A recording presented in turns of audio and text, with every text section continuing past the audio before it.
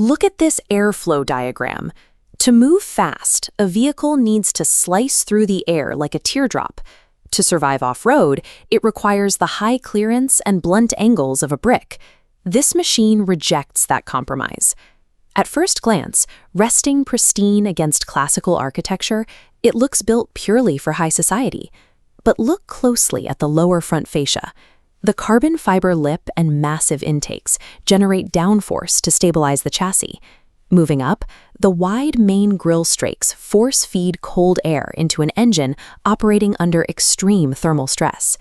Every aggressive line on this front end serves a strict mechanical purpose. It is high-performance survival gear, tailored to look like haute couture. Stepping back to take in the side profile reveals the second half of the engineering equation. The roofline sweeps back in a sleek, uninterrupted curve to cut through head-on resistance, while the aggressively flared wheel arches dictate how air detaches from the sides, mitigating lateral wind drag. Yet beneath that track-optimized silhouette sits a massive vertical gap between the multi-spoke alloys and the fender. That empty space is the mechanical allowance for the extreme, long-travel suspension required to absorb punishing terrain. The profile physically graphs two contradictory goals: the low-drag geometry of a sprinter layered directly over the skeleton of an off-road brawler. Following the airflow to the rear exposes how the vehicle handles the turbulence it leaves behind. As air rushes under the chassis, the channeled rear diffuser and integrated exhaust housings catch and organize that chaotic, low-pressure wake. By smoothing out that exit air, the resulting vacuum physically pulls the back end down, pinning the rear tires to the tarmac for absolute stability. Sitting parked, the exterior presents a strict static promise. It is an intricate arrangement of dual-purpose hardware, wound tight and waiting for the ignition. Pull the heavy door shut, and the outside world vanishes into thick, leather-bound silence.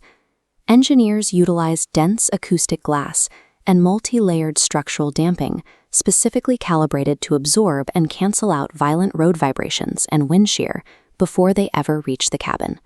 From the center console to the tactile feedback of the steering wheel, the entire interface acts as a command center, distilling complex physics into simple digital inputs. Here, modern luxury is defined by isolation. It is the ability to dictate exactly what aspects of the external environment you choose to interact with, and completely walling off the rest. Down at the contact patch, the custom tire compound sticks like glue in high-speed corners, while the staggered tread blocks maintain the bite required to claw out of loose gravel. The front lighting arrays project daylight intensity beams engineered with wider dispersion angles, calculating for the sudden pitch and roll of pitch-black off-road trails. Even the microscopic details do heavy lifting. Flush-mounted door handles and sculpted side mirrors shave off crucial fractions of aerodynamic drag. There are no purely aesthetic decisions. Every millimeter of hardware is a calculated tool for survival. Under the brilliant white lights of a controlled studio, the vehicle is mathematically flawless. The aerodynamic tuning, the acoustic dampening, the aggressive mechanical grip, all existing here in pristine theory. But theoretical math doesn't carve through mountain passes, and engineering promise is worthless until it meets the unforgiving, violent physics of the real world. Pushed to highway speeds and beyond, the math immediately translates to kinetic energy. This diagram shows exactly what happens as velocity builds. The lower air intakes and carbon splitter violently route the air, forcing the front axle directly into the asphalt. Simultaneously, the air slipping over the roofline meets the rear diffuser, cleanly detaching the wake to kill the drag that would otherwise try to lift the vehicle off the road. Outside, severe wind speeds are battering the exterior panels. Inside the cabin, you can hold a conversation at a whisper.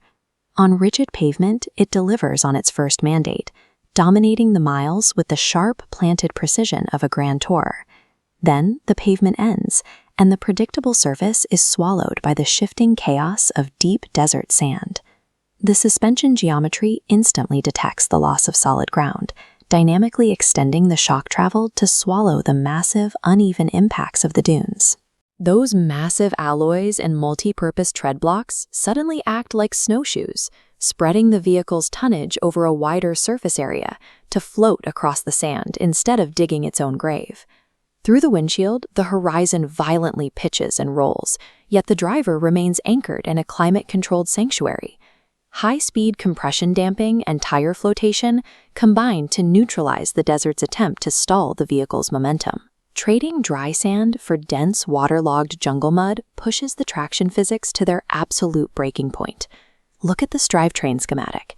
In these conditions, mechanical grip is constantly failing. The all-wheel drive system is performing thousands of calculations per second, sensing individual wheel slip and vectoring torque only to the corners that can actually use it.